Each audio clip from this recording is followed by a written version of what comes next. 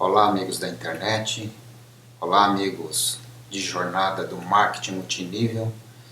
Prezados companheiros da empresa Telex Free. Também sou um divulgador dessa empresa. Estou sediado aqui no ABC Paulista, mais precisamente em São Bernardo do Campo. O objetivo desse vídeo é jogar um pouco de luz no que aconteceu nessa semana lá no Tribunal de Justiça do Acre. No entanto, eu quero agradecer todas as manifestações que tive a oportunidade de verificar no vídeo anterior. Surgiram muitas manifestações pedindo respostas e eu vou dar respostas a todas elas. Fiquem tranquilos. Foi um número muito grande e eu peço um pouco de paciência para que eu possa atender a todos na medida do possível. Também desenvolvo meu trabalho aqui no escritório que faço parte e nem sempre tenho tempo disponível. Estou gravando esse vídeo, agora são exatamente 00:08 do dia 11 de julho, mas estou aqui disposto a me dedicar a trazer um pouco mais de esclarecimentos do que aconteceu naquele estado. Mas antes disso, eu quero frisar que eu faço parte desse escritório de advocacia e faço a gestão administrativa desse escritório. Eu não advogo, no entanto, participo de reuniões de estratégias jurídicas para que nós possamos dar um perfeito andamento às nossas demandas.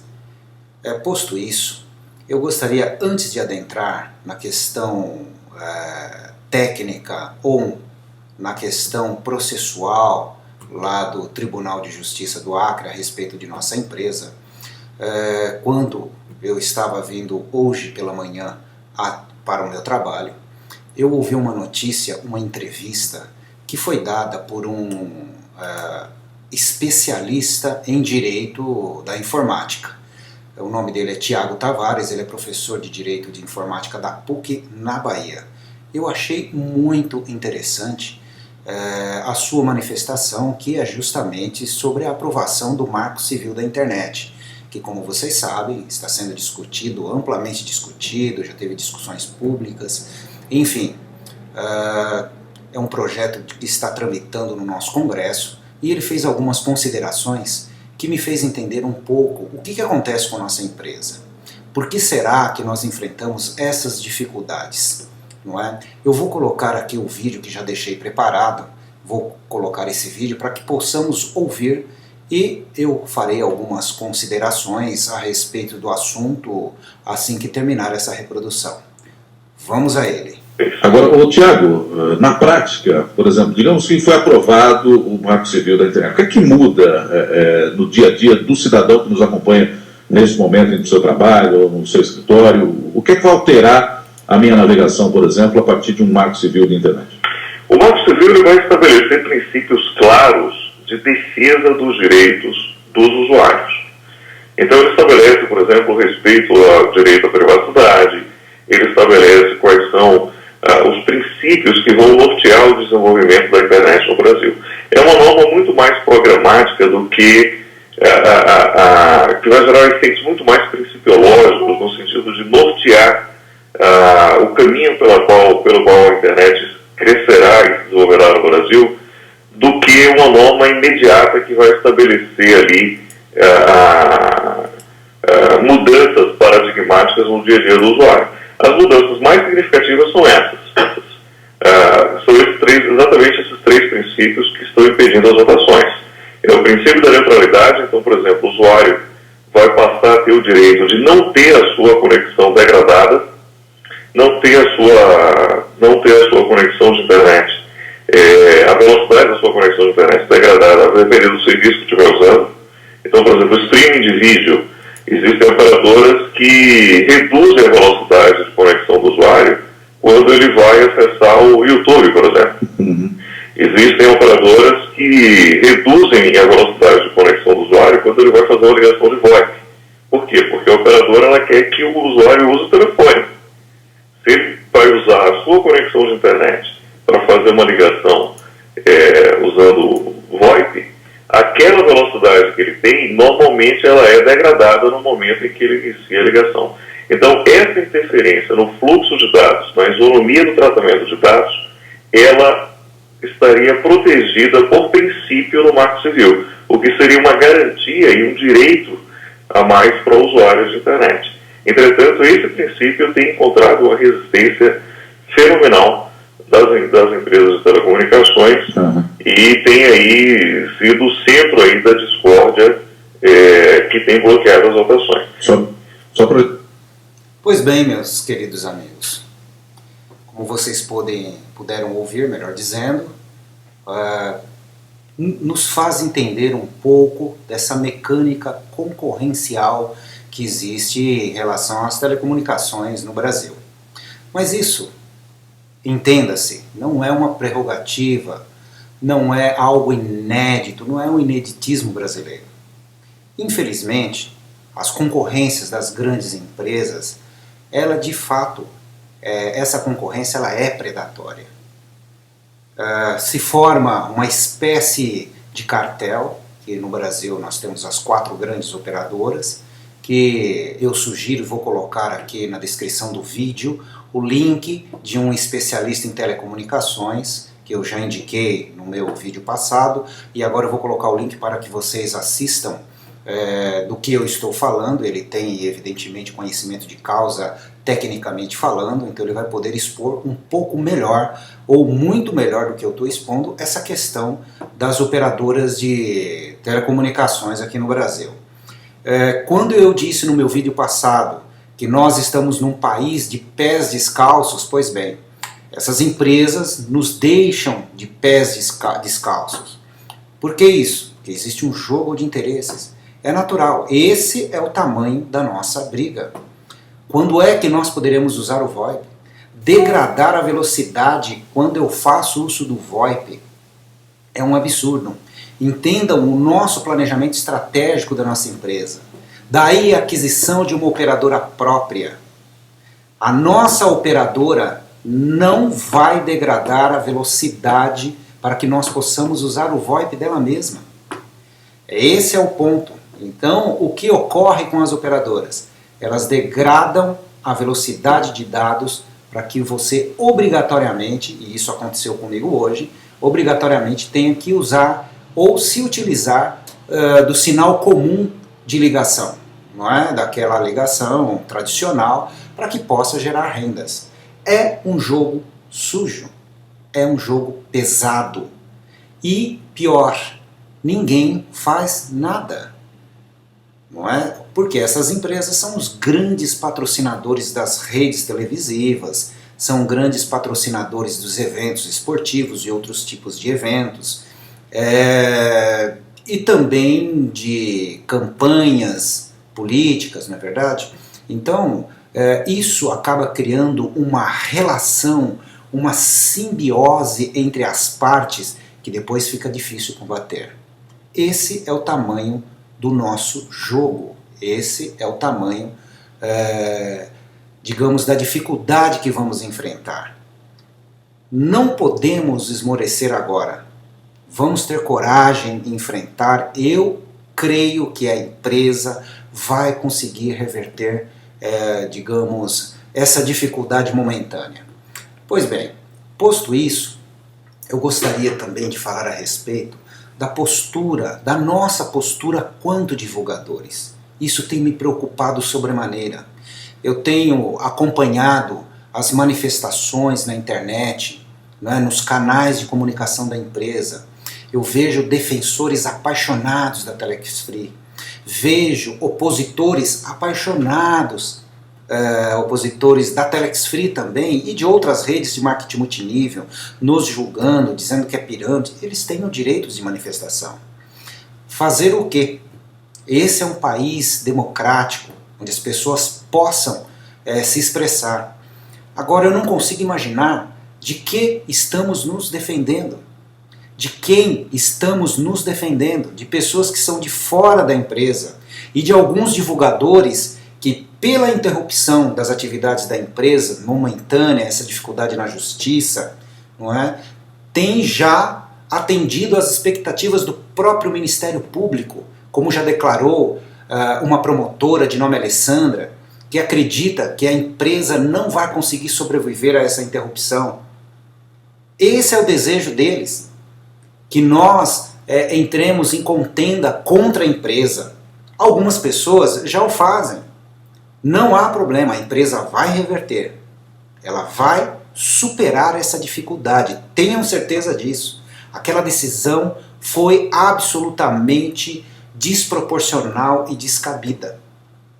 Não quero entrar no mérito do que cumpre a empresa provar a que veio, mostrar o seu planejamento, as suas contas, nunca se furtou disso em nenhum momento. Mas olha o tamanho do nosso adversário. Cumpre dizer também que eu li hoje, numa revista de grande circulação, a revista Veja, que eu sou assinante há muitos e muitos anos. Existem alguns estados no Brasil e que não existe um único preso por corrupção. Um deles é o estado do Acre. Não que eu duvide de nada de lá. O que ocorre, e fica a pergunta de $1 milhão, é um paraíso? Quer dizer que lá tudo corre perfeitamente, não existe problema nenhum, não é? Não existe uma classe dominante, não existe essa diferença, essa distribuição de renda absolutamente desproporcional. Essa empresa entrou naquele estado e conseguiu dar melhoria de vida para mais de 70 mil pessoas, num estado onde tem 733 mil pessoas aproximadamente. Então mexeu com um sistema, não é verdade? Então nós temos ali um foco a ser observado. O andamento tem que ser acompanhado de perto. Eu tenho certeza que nossa equipe jurídica está de prontidão e muito antenada em tudo o que acontece. Mas nós precisamos nos preparar caso ocorra uma denegação de derrubada dessa liminar. Então, eu gostaria realmente de agora pedir para os nossos administradores da empresa que administram o Facebook. Não permita que o Facebook da empresa, não permitam, melhor dizendo, que o Facebook da empresa vire um fórum de discussões, xingamentos. É momento de equilíbrio. Eu entendo a angústia de todos vocês. Eu vi agora uma manifestação no YouTube que inclusive acabei de responder. Alguém dizendo, duvidando da idoneidade da empresa, porque a liminar saiu no dia 13 e ele comprou no dia 20 duas centrais. Pois eu comprei duas também no dia 18, 2 dias antes. No entanto, a empresa não havia sido citada. Então as suas atividades estavam normais. Lembre-se que a decisão liminar foi tomada sem ouvir a parte contrária. Como expliquei no meu vídeo anterior, que na sentença da juíza está lá o termo em latim, inaudita altera pars, sem ouvir a parte contrária. Então, quando a empresa foi obrigada a cumprir aquela decisão, e deve fazê-lo, sempre repito, sentença judicial não se discute, cumpre-se. Simples assim. Então, a empresa foi obrigada a parar suas atividades por decisão judicial. Não há má fé. Mas isso será revertido. Acreditem. Então, o que eu gostaria de pedir em relação à administração do Facebook? Que a empresa pudesse acabar com isso, porque no meu canal do YouTube, quando eu percebo que existe a polarização para discutir se é pirâmide, se não é o fórum adequado. Cada um sabe de si, deve fazer a pesquisa daquilo que está fazendo, aonde ele vai trabalhar. Se vier de acordo com o seu perfil, se vier de acordo com aquilo que ele almeja e pretende, pois bem, entre na empresa, trabalhe, ganhe pelo seu trabalho. As críticas que vêm são naturais, sempre foi assim. Eu escolhi essa empresa para trabalhar, é meu livre-arbítrio. É o meu desejo trabalhar nessa empresa. A sua opinião, opositor, se caso você acha que se é pirâmide, se não é, somos maiores todos que entramos nessa empresa de 18 anos. Por isso que eu recomendo sempre, divulgadores, exponham corretamente os planos da empresa, leiam um contrato, estudem um contrato. Tem dúvidas? Procure o seu líder, ele tem a obrigação de lhe orientar. Esse negócio não é somente para que você fique colocando pessoas, é um equívoco.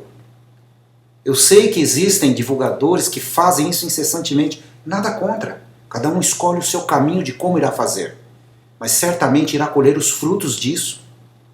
Porque essas pessoas hoje estão em dificuldades para explicar aos seus liderados o que está acontecendo. Então precisamos nos qualificar, melhorar a nossa atuação dentro da empresa. E não é fazendo essas manifestações irracionais que nós vamos conseguir resolver tudo. Precisamos ter serenidade nesse momento. Então precisamos acabar com esse fórum que existe no Facebook. Então deve-se eliminar, deve-se ocultar como uma administração sensata, porque lá o objetivo do Facebook é que a empresa se comunique conosco, não para criar um fórum de debate. Pelo menos é assim que eu entendo. Pois bem, agora eu quero adentrar a questão técnica do que aconteceu essa semana. Houve uma decisão na segunda-feira, uma denegação ao agravo regimental.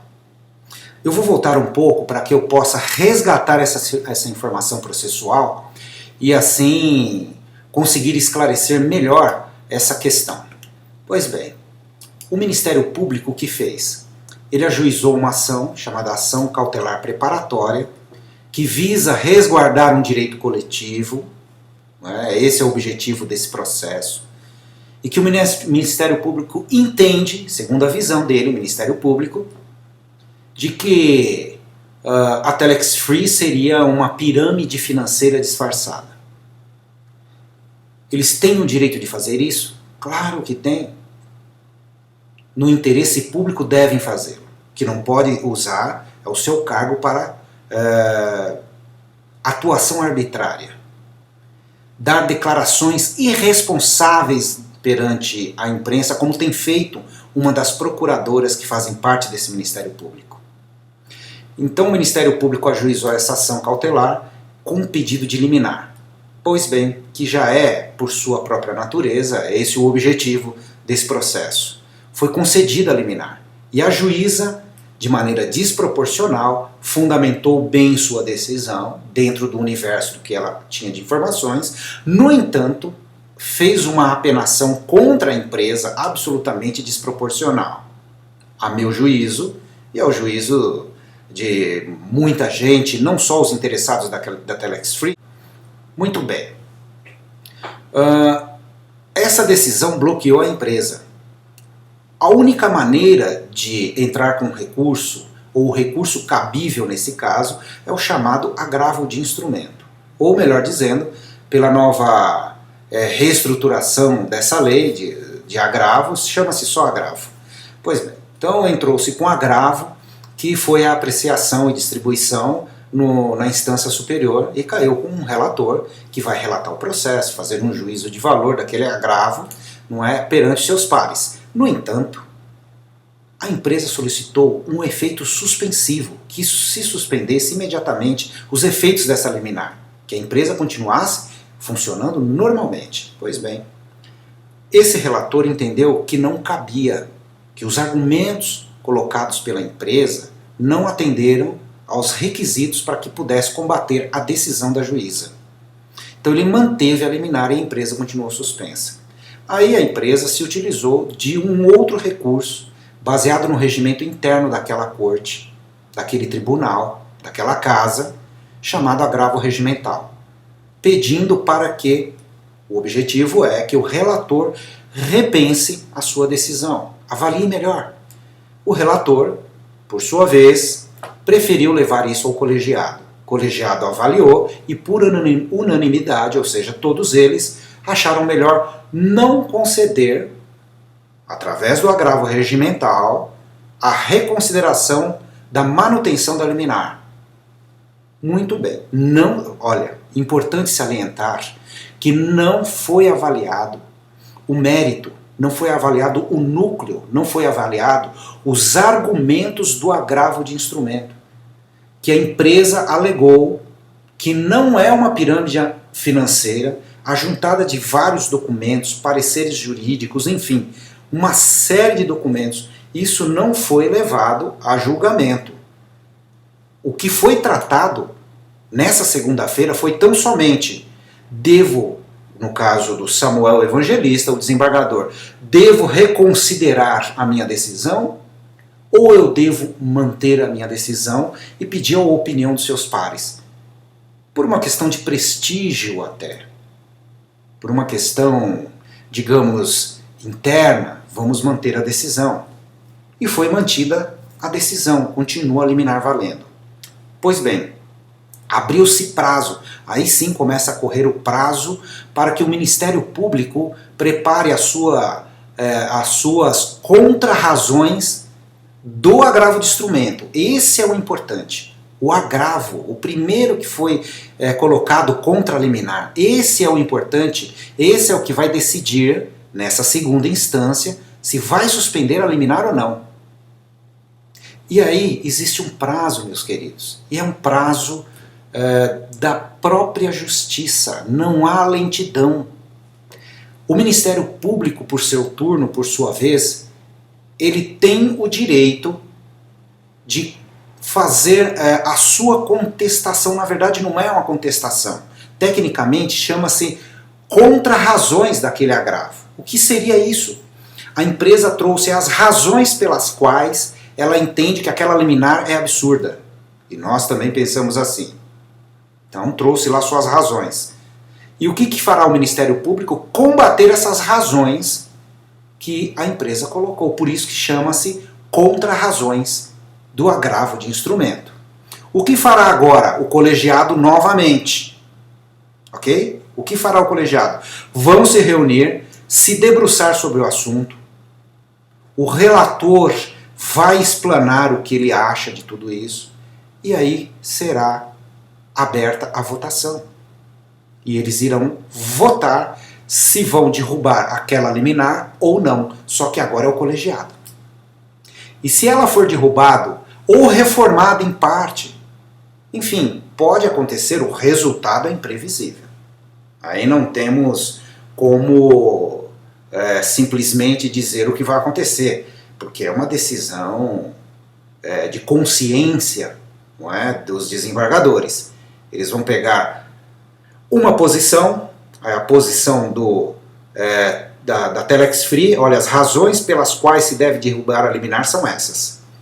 Posição do Ministério Público, não, mantenha a liminar, mantenha a suspensão das empresas, porque essas razões da empresa aqui não procedem por conta disso, disso, daquilo. O que o juiz vai fazer? Olha um lado, olha o outro e fala, bom, pelos argumentos apresentados, pelas documentações que foram colocadas dentro dos autos, como se diz tecnicamente, dentro do processo, eu, relator, decido isso. Aí o outro decide de outra forma e o outro decide de outra forma. Não sei. Aí vai de cada juiz e eu tenho plena confiança no trabalho, absoluta confiança no trabalho da equipe jurídica, que eu acredito ser absolutamente primoroso. Então, qual é o prazo que se abriu? Qual é o prazo? O Ministério Público pegou o processo, tecnicamente a gente fala, pegar o processo em carga. O que é isso? Ele retirou, foi um procurador lá, retirou o processo, levou lá para o Ministério Público e está fazendo e elaborando as contrarrazões que eu acabei de citar agora. Ele tem um prazo de 10 dias para isso, que começou a ocorrer ontem, quando ele retirou o processo. Ontem foi dia 9. Aqui no estado de São Paulo foi feriado, mas no Acre não. Aliás, no resto do Brasil não, esse é um feriado estadual. Pois bem, ele retirou o processo ontem. Então ele tem que apresentar, isso é prazo e não tem conversa. Chegou no prazo, não apresentou, perdeu. Ele tem que apresentar essas contrarrazões desse agravo até quinta-feira que vem. Que dia é quinta-feira que vem, meus amigos? Dia 18. É só contar 10 dias a partir de ontem. E vale final de semana também. Não se pula final de semana.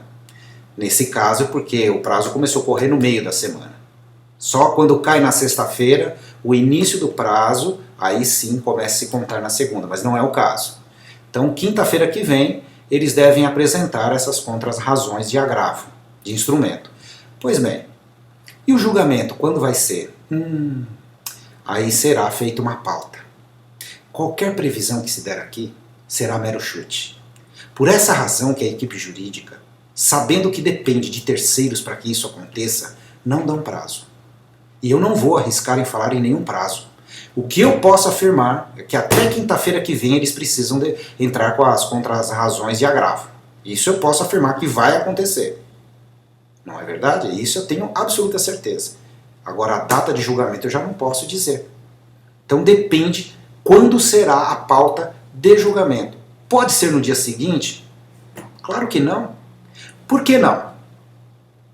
Assim que apresenta as contras-razões de agravo, o que vai acontecer? Vamos imaginar, e eu acredito muito que isso vai acontecer, que o Ministério Público devolva isso no último dia. Lembre-se do que eu disse a respeito de uma promotora? Que a esperança, não a esperança dela, mas ela tem dúvida se a empresa irá sobreviver a essa paralisação. Já deixou claro nas entrelinhas qual é a intenção do Ministério Público? Tentar matar a empresa pela demora. Está muito claro isso na manifestação dessa promotora. Qual é a tática, qual é a estratégia? Pois bem, devolvendo na quinta-feira, no último dia, o que vai ser necessário? Que cada desembargador receba uma cópia disso e faça o seu estudo para poder votar. Então eles vão precisar de alguns dias para que isso aconteça. Eles têm outros trabalhos.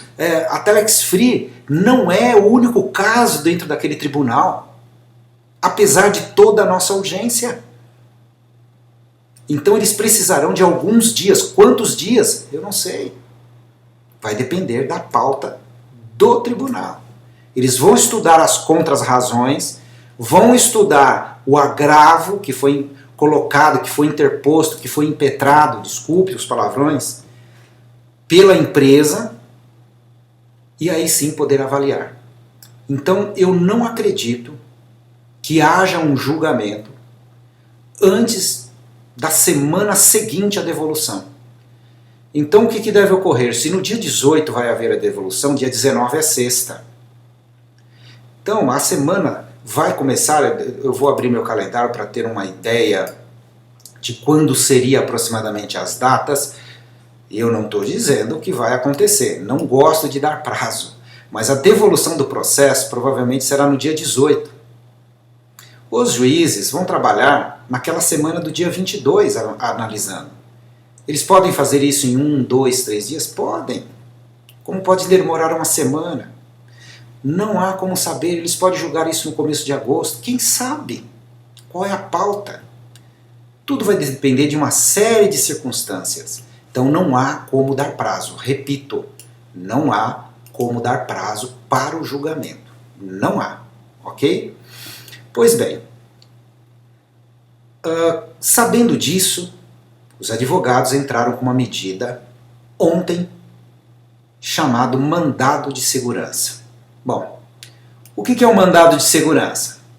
É um processo que ele visa, estou lendo aqui textualmente, para poder não esquecer nenhum detalhe.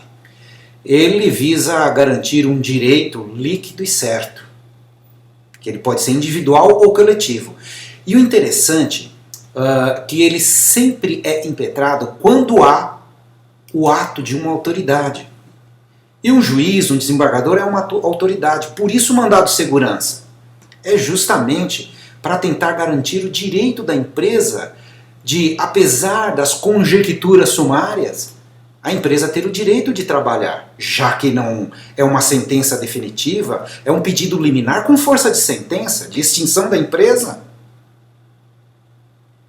Então, o mandado de segurança tenta, de maneira rápida, de maneira eficiente, reverter essa decisão. E foi já impetrado. E está com uma desembargadora chamada Eva Evangelista. É ela quem vai avaliar, será a relatora. Bom, e a resposta disso? Essa é a grande pergunta, né? Outra pergunta de $1 milhão. Quando é que isso vai acontecer? É impossível dar um prazo para isso também. Tudo vai depender de uma série de circunstâncias daquele tribunal, dessa desembargadora. Quando que ela depende da demanda que tem dentro do gabinete dela também. O caso Telex Free não é o único no Estado. Deve ter outros casos lá que vão ser apreciados, vão ser julgados. A esperança, devido à gravidade, devido ao, como se diz em mandado de segurança, ao periculum in mora. O que é? É o perigo da demora. Então requer urgência. A própria natureza do mandado de segurança é essa. Então pode ser que ainda no andamento dessa... Pode ser, repito, pode ser que ainda no andamento dessa semana aconteça o julgamento desse mandado de segurança que possa reverter essas decisões. Pois bem, vamos ter que aguardar mais um pouco. Caros amigos, caros divulgadores da Telex Free, não vamos entrar em fórum com os opositores, com aquelas pessoas que ficam simplesmente nos perturbando. Dar eco a essas manifestações é bobagem. Isso acaba nos tirando mais a paz, nos deixando, melhor dizendo, mais aflitos. Essa discussão não leva a nada. Esse desabafo deve ser feito de outra forma, não com xingamentos. E até existem algumas manifestações que são infantis, de pessoas que não têm o menor conhecimento de marketing multinível, que apenas enxergam a pirâmide, pirâmide, pirâmide. E em todas as empresas isso acontece. Por isso que precisa regulamentar essa atividade com clareza. Então eu quero agradecer muito, mais uma vez, as manifestações no vídeo anterior, e eu espero poder ter ajudado mais um pouco nessa nossa jornada. Vamos aguardar aí o desenrolar durante essa semana, para que eu possa, se caso for necessário, fazer uma nova intervenção e um novo vídeo que venha jogar mais luz, um pouco mais de esclarecimentos nesse momento que atravessamos. Uma boa noite a todos, ou dependendo do horário que você assistir esse vídeo, um bom dia, uma boa tarde, enfim. Vamos em frente e aguardar a decisão da justiça. Forte abraço e até o próximo vídeo.